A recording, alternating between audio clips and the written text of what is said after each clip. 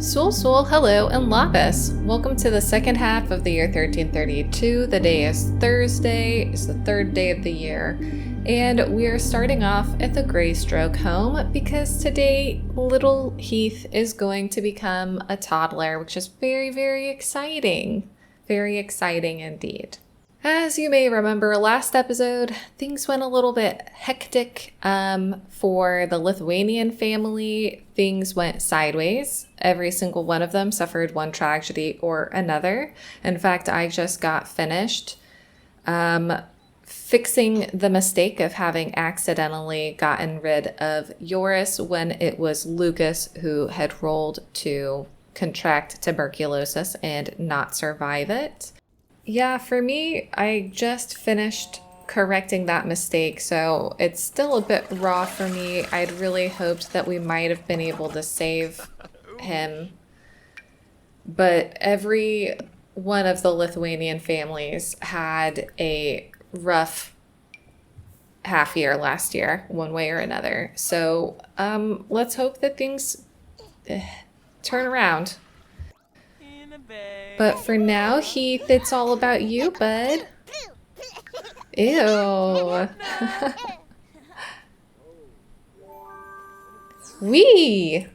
Heath has aged up to be inquisitive. Okay. Wow, lots of gifts. No. No, Jefferson, go to work. No. Add some birthday candles. Oh, God. This cake, everyone wanted it. Listen, there's food in here. Oh, it's because it's... Okay, there's not food in here. You've got food right here. Oh, okay, you don't have food right here. Oh my goodness. Let's not. Everyone, let's chill. Let's chill, babies. Here, you can have some bread roll stew. Thank you so much. You, stop. Ugh, because his dad went to work? You're kidding me. Who's destructive? Heath? Heath is destructive. Dovile, where are you going? No. Oh, that's so cute. James and Heath, for some reason it doesn't think that they're here, but they are, so I don't know. You two can have a sweet little relationship.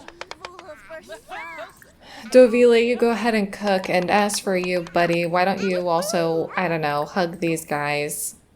Make some funny faces. Don't call him a troll, please. That's rude.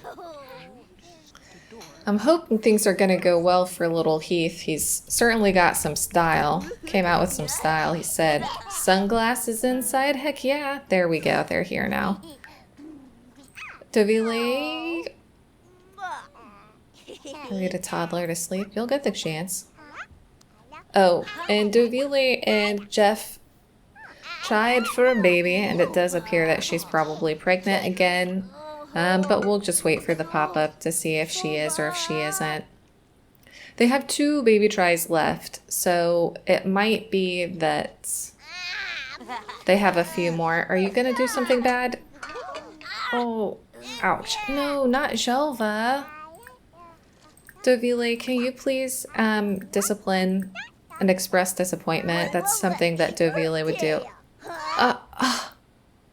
Jefferson II, I know that you're upset that you got bit, but that's it. You're getting grounded. Give them a timeout.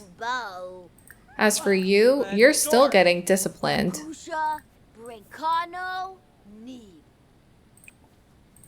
Are you hungry? No, you're fine. Why don't you just go play xylophone? You're fine too. Why don't you go ride the rocking horse? And Jefferson II, I want you to sit here and think about your actions. You shouldn't look happy, you should look upset. Be sad about your failure to be a good big brother. There you go. Contemplate your actions. And don't backtalk. Man, these kids look so much like their mom, except for Heath. But Heath will deal with you in a second. First one doesn't count. Heath cannot roll the numbers 4, 8, 12, or 16, so he's fine. Excellent. He's totally fine. That's what we like to see. Well, and on that note, this family is happy, healthy. Heath is in a good way. Dovile is probably pregnant. Oh, yep, there she goes. So I guess we will go ahead and leave these guys here and pop over to the next household because we've got some more birthdays and births today. And we'll see these guys probably next year, I think, for more birthdays and new baby. Okay, so here we are at the Jacobsons' house because the boys are back for a visit since today it is young Ciaran's birthday. Oh, hey, Ava. Oh man, Ava's really excited about this because Ciaran today will become a teenager if all goes well, and that means that he will have a chance to inherit his magical powers with the help of Granny Ava. Ooh, since we're here and Adam's right here, thanks Adam for reminding me. I thought I should bring up that what happened with Adam's little sequence at the end of last episode is that it turns out that Adam is in fact, oh, he's an adult now. It turns out that Adam is in fact attracted to both male and female Sims. He was not attracted to Marisol. He thought she was basic looking, harsh but true. But he has been attracted to several of his knight in training friends. So I feel like that is exactly what's happened with him and Marisol, is that he's not really interested in being with her. He doesn't find her attractive. He doesn't really like her. And in fact, he is attracted to, in particular, some of the other knights that he is training with. So I don't know how that's going to shake out in the future. His story is just kind of coming together based off of his own actions. But that's what I couldn't help but notice to be true about his feelings. Ciaran, I'm so excited to see what you look like when you get older. Gather around, everyone. Woo! Happy birthday, Ciaran. Woohoo! Yay! He's grown up. What a hairstyle, man. Trippy. So he's good. And, I don't want neat. Self-assured, I'll take it. Ooh, and what aspiration will he be? Number 8. Fortune. Wow, interesting. So there are 4 options. Which of these 4 options will he end up going for? First one doesn't count, so number 1. 5-star property owner. Well, we can all have dreams, my friend. Wow. Kenner, do you mind? Who did it? Who amongst you? Who? Adam. Oh, Adam. I knew you'd had attitude lately, Adam, but this is unacceptable. Even Ava's judging you in the background. Ugh, you brat. Okay, let's get Ciaran into Cass and see, is he gonna survive? What's his destiny gonna be, you know? Marriage, babies, all that kind of stuff.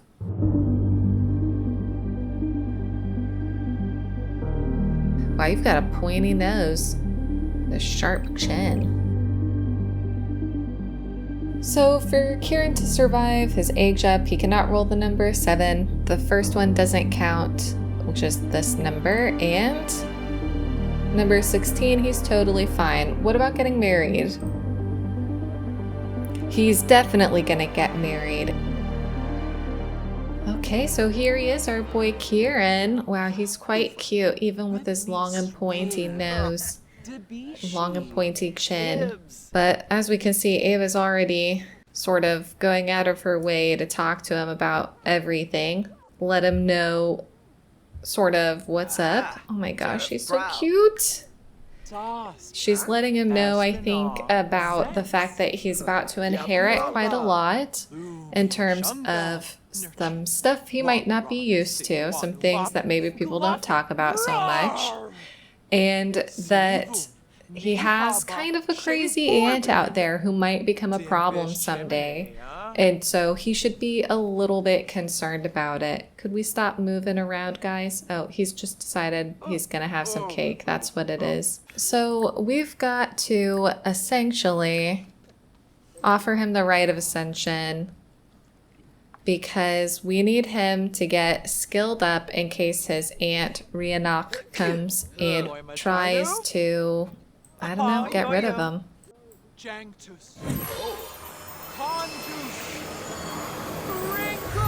Whoa, I've never seen that before. Ciaran's no spellcaster. He didn't even have to find any motes or anything. Hey, congrats, dude. Volunteer with family. That's because you're good like your mom is. Okay, and then after that, he's gonna... Okay. Why don't you please discuss some magic stuff with him and, I don't know, just talk to him about some stuff because we want him to start getting some skills. And I think, you know, he's pretty safe here with his family. They're not going to be too fussed about the fact that he's learning magic. So Ciaran's just down here training in magic. And Ava's teaching him. She's kind of teaching him in a strange way. They're not facing the same way, but you know, that's fine.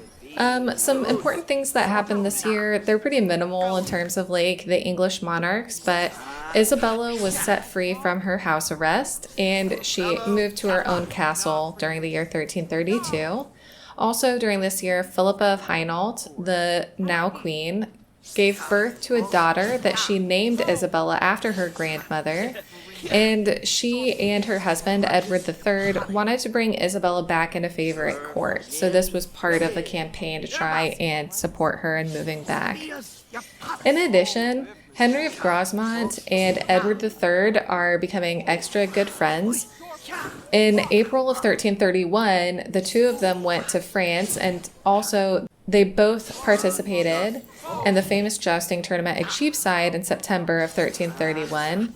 And in March of 1332, Edward III granted Henry of Grosmont 500 marks a year, quote, for the special affection which the king bears him, and because his father, Henry, Earl of Lancaster, hadn't yet started paying him for taking over his estate. So Henry of Grosmont is basically getting a salary now from Edward III, which is kind of interesting, I think. But yeah, Ciaran will be studying magic and preparing for the moment when Rhiannoch might come to get rid of him so that she can have her own children. It's a bit unclear about what her scheme is since we haven't seen her for so long, but Ava, I don't think will ever really let her guard down in terms of expecting her daughter to just like give things up and let things go. What you up to there? Oh, don't worry about that, Kennard. You're not supposed to be too concerned. You're not concerned about magic. You don't mind. Oh, this family. We never get to see them anymore. Where you going, kid? I don't really think... Oh, you are so adorable. She's reading underneath the covers, thinking about princesses and stuff. Her twin grabbed a bite to eat and then went to sit with his mom and older brother. Kennard's come to hang out with them too. They have such a wholesome family dynamic. They are so wonderful. So Kennard's come down to their mailbox and just realized that they've received a letter from Catalina Plowman on behalf of the Payne family. And when he opens it, he's going to find out that they have got enough money to buy their way out of serfdom, and they're asking for him and Gree to come and help. And he doesn't seem that thrilled about the prospect of traveling, But I think, as we know, Gree is going to be very excited. She's going to be so happy to go home. It's been forever since they've last seen each other, her and her siblings. She hasn't been back to their home since 1316, so over 15 years. She hasn't seen her parents' graves since then. And so I think that she's going to be more than thrilled to have the opportunity to go home. I think that they're going to take everyone in the family. I think Kennard's going to say, let's go ahead and take everyone, all the kids, and that way they can go and they can see their family members that they've never gotten to meet, because they live really close to Kennard's family, but they've never really gotten to hang out with Grease. So I think later this year / tomorrow, they're going to go ahead and... Why is everyone sick here? Poor guys. They're going to go ahead and... Elzbieta, get out. Get out of here. But yeah, I think they're all going to go out together, all of them, heading back to where Gree was born, and they're going to go back together. But for now, we'll go ahead and pop over to the Hagens because we have a birthday there today. Here we are at the Hagen holding. Today is Signy's toddler birthday, and sadly, they still haven't done that much more work on their holding because, of course, they've got all of these toddlers. So can we go ahead and help Signy age up? Rollo, oh, look at all these babies. Oh my goodness. They're all so angry. Ugh. Well, whatever. Come on, Signy. These kids all, I think, got their dad's face shape. They've all got that same, well, maybe it's Eydís's, I can't tell. They've all got quite, they look very different to the rest of the Sims is all I've noticed. Oh yeah, Eydís is pretty heavily pregnant. She's in question mark. A wild child, you know? I can't say I'm that surprised. Hey, quick, put some birthday candles on this because we've got a lot of kids around and I don't trust any of them not to go and eat that cake. Oh my gosh, she came out in CC. What a baby. Thank you, Signy. Let's get you in Cass and see what's going on.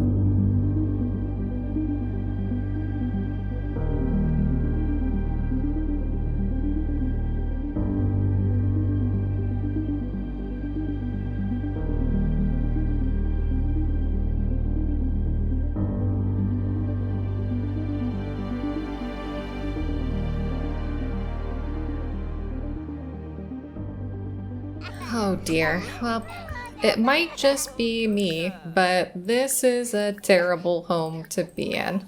Look at all of the toddler beds. That's outrageous. I don't know what they were thinking. Well, they're in love. Excuse me, I said potty train him. Please. Eric, do not sass. Eric, where are you? Eric, 2 days. Oh my gosh. Eric? Please! Eric! Oh, that's why he doesn't want help. Fine, you can go potty on your own then, kiddo. What is this doing up here? Eydís, why don't you, I don't know, play with her, whatever. We're kind of just waiting for her to go into labor. Because she is in question mark, but I don't know how long it'll take for that to happen. So we'll just kind of hang out here. I'm not sure that we'll really be doing that much. There's really not that much to do because we are just waiting. Buddy, there's like, why don't you play with this and then you can go to bed properly. Eric, you can go to bed here. Once you've done that, you can go to bed here, and Signy, you can go to bed over on this side. Okie dokie. I don't really want anyone playing in the toilet. Every time somebody does, I think about dysentery and or cholera, both of which freak me out. So please do not go play in the toilet, children. But yeah, one day their house will be truly finished. They'll have to expand at some point because, I mean, like, all the kids' beds won't fit in here. But for now, this is all they've got, just the same as it was. Just the same as it was, which is fine. But yeah, I think all of them are going to go to bed pretty soon. Eydís is going to eat and then go to bed because she's pregnant, so she's hungry. And then she'll go to bed as well, just like all of her little children. Eydís is holding out a lot longer than I thought she was going to. She's flashing. She's flashing. Excellent. Come on over here, because we've got places to go and people to see. Things to do. I'm sure that all 4 of these toddlers are going to be absolutely thrilled that there's a new baby coming around. But do you know who is going to be really thrilled? It's our girl Eydís. Oh, she looks so happy and hopeful. Where are you going? Yes! No, not to the tent, not to the tent. Eydís, no! Come and have baby! Please do not let it be twins again. Oh my goodness. Go, Eydís, go! I believe in you. I believe in you. You're so cute. Your babies are cute. You love your husband. Your husband loves you. You are the best. You are the brightest. You are the cutest. And I just adore you. So please, Eydís, please? Baby is here. A girl baby. Oh, cute. I'll look for a name and then be right back. The name I've chosen is Solfrid. It means the sun, and I think that's a really sweet name. Oh, oh, very cute. Congrats, Eydís and Leif. Yeah, you can never do it straight away. Well, let's go ahead and get these shots and do these rolls, you know? From a d20, Eydís cannot roll the numbers 1 or 11. First one doesn't count, which means she's fine. Oh, thank goodness. And the baby Solfrid cannot roll the numbers 1, 5, 7, 10, 12, 15, 17, or 20. And no, I'm sorry. We'll go ahead and leave the Hagens here with a mixed bag. Good, because they have 4 very healthy Todds. Sad, though, because they lost their most recent baby. And I'll see you when we get to the next family. So here we are at Oshra and Yelu's home, and okay, sure. And you'll notice that Vilkas and Lena are here because, as you may remember, things are not going well in Lithuania. Basically, Darius got tuberculosis and he was able to fight it off. Oh my goodness. Vilkas and Lena, are you autonomously? You did have 2 more baby tries left, so I guess we'll see what fate brings. But Darius got tuberculosis after he went off to war, basically, and he came back, and Seamus's only legitimate child ended up getting TB and passing away from it. In addition, Oshra and Yelu have both now failed their roles and are marked for death at a time in the future. And so far, of the 2 children that they've had, neither has survived. And Vilkas's home was completely burned down by an army that was passing by. So all in all, these guys are really freaking me out currently. It was meant to be Sophia's marriage year, but she I don't think would feel super comfortable going out and trying to get married right now with everything that's going on. So that's kind of been put on hold for the time being. And in the meantime, Yelu and Oshra have brought these guys into their home, and Sophia and Vilkas have a difficult family dynamic. I mean, this is like some tough stuff that's going on. It's not an easy time at all. Oh my goodness, Oshra, can you please go to the bathroom? Irma, you do not have to go as badly as Oshra does. But it looks like Oshra is pregnant again. So there's still hope. Maybe. Maybe there's still hope. I don't know. At least they have each other. that's something. But some people are dealing with this better than other people. Some of them are doing just fine. Vilkas and Lena, I guess, have dealt with a lot of this stuff before. Sophia's really depressed. Irma's cheering her up. Oshra is super depressed. Things are dark. Things are bleak. But there's actually another birthday this year in the other Miskinis house, and so we're going to pop over there to see how it goes and see what's what. So yeah, I'll see you when we get over to the other household. Ugh. I'm sorry, Amelia. That's so awful. And Kamilė, it's your birthday, so I know everyone's depressed, but can we just go ahead, have Kamilė's birthday, and hope that everything goes fine? That's all I want, okay, guys? Let's just give it a try. I know this is the most depressing household to be in, but let's give it a try. Go ahead, Kamilė. Go ahead, Kamilė. That's gross, but good for you for trying.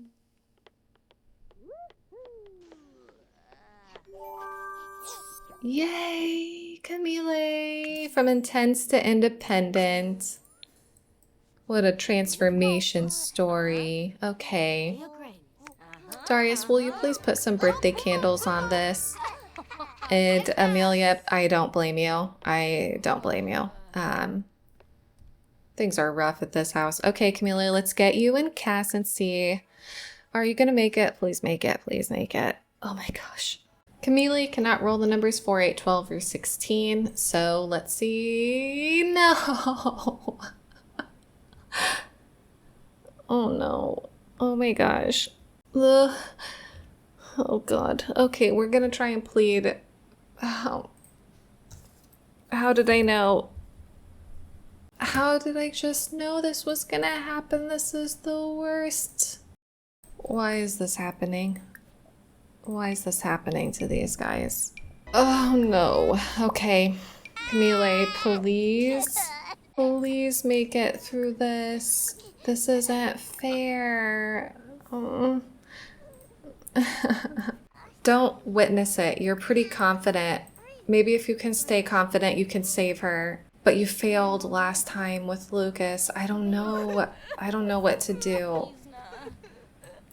No, come back. I need you here. No, they're all equally as upset. Okay.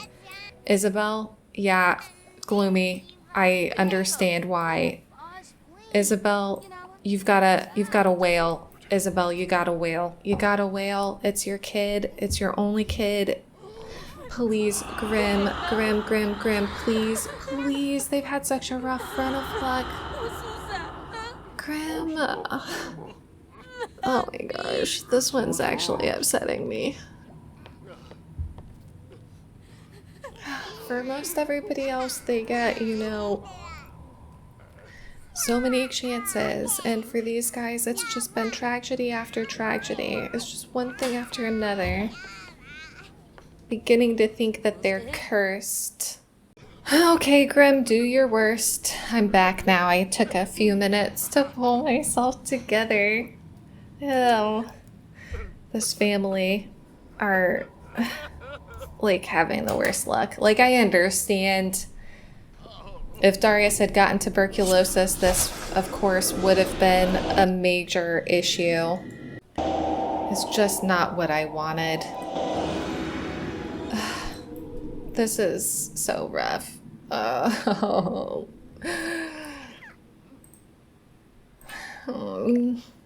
There's already ideas about doing a witchy trade for them to possibly have more children.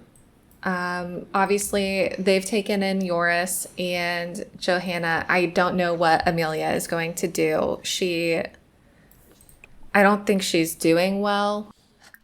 I don't know. Okay, well, I'm gonna leave these guys here on this horribly depressing note. The weather is even playing along with us and saying, well, rain is all you've got here, and I'll see you when we get to the main Payne family.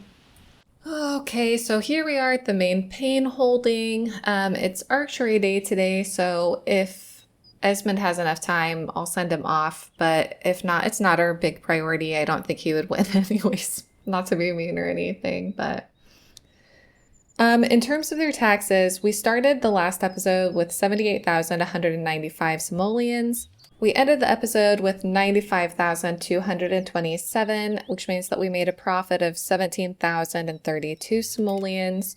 That means that we owe taxes of 5,109, meaning that we'll be left over with 90,168 simoleons. It doesn't exactly match because they've been, buying animal feed and stuff like that, but essentially that's the long story short version of what's happened. Now, Beatrice, your horsey, you need to put this in your inventory, and then you've got to go for a ride, maybe an energetic ride today. But Gree and her family are for sure on their way now. They're on their way to come and take Beatrice for her apprenticeship, which is very exciting. Everyone's excited about it. We're going to have a massive family get together. The more I talk about it, the more excited I get. And I feel like it's only fair that because we're about to leave this place and we're going to lose all of our belongings, I think we're going to harvest one more time before we go, even if it's not technically our harvest day, because I think that that's pretty reasonable. So that's the plan. So I went over to get Catalina to write the letter for us at the very end of the episode last time. And I was horrified because she was not there. She was gone. She was completely gone. And so I was trying to figure out what happened. And when I went to the neighborhood stories updates, it showed that she had been sleeping with the fishies, which I can only assume that means, well, it implies murder of one form or another. So I was trying to figure out why or how she might have gotten rid of, and that kind of also implies, as punishment. And the only thing I could think is that our materialistic former Earl, the Earl of Lancaster, while he's technically not our Earl anymore because Henry of Grosmont's taken over, he is still the one who has all of the power, which is why Henry of Grosmont needed to get his salary from his friend, the King of England. And so he heard that they were going to buy their way out of serfdom, and he wasn't pleased about that. He wanted to make an example, but he also knew at that point that it was going to be Gree and Kennard and Adam and that sort of whole crew, all of whom are connected to the king. And so he couldn't go after our family, but he heard that Catalina had written the letter, and so he said, that's it, I'm going to send some people after her. And so I think that, in my opinion, or in my perspective, best explains what happened, Graham, in terms of why she was gotten rid of in that way through neighborhood stories. That's kind of my perspective. So yeah, it's really sad because once again, Huxley, it was like Huxley's big dream, It was his big dream. We already gave him kind of a second chance, a third chance at love, and he just keeps having the worst luck. So Catalina has passed on, and Huxley is an elder, and I don't know. That's what the game did. It wasn't my decision. I was going to let them live happily ever after, but the game had other ideas, so I think that's about it. We do need potatoes, but I'm having a bit of trouble getting them. Really, we don't need to give the Earl 4 gifts. That's not in the rules that I made up, and it's not strictly necessary. It's not necessary in any way, actually, but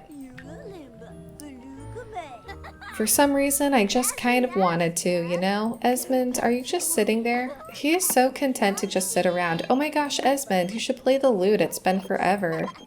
Beatrice, what are you doing? Just sitting with your hands all weird? You freak me out when you do that, kid.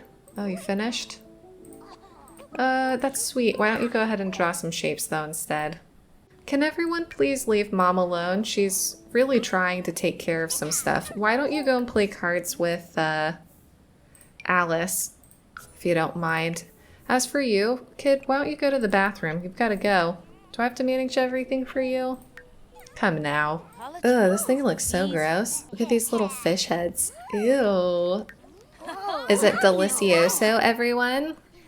But I think that on that note, we're going to go ahead and leave these guys here. The Paynes are in a fantastic place. The Hagens have 4 Todds, so they've got to be at least somewhat happy with that.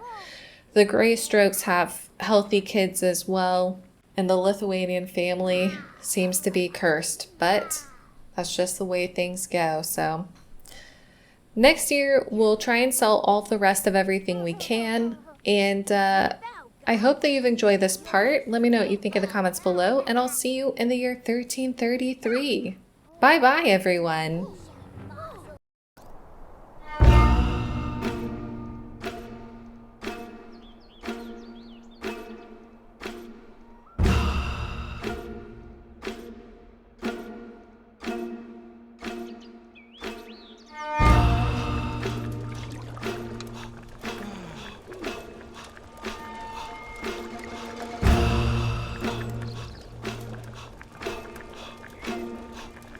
Travoy.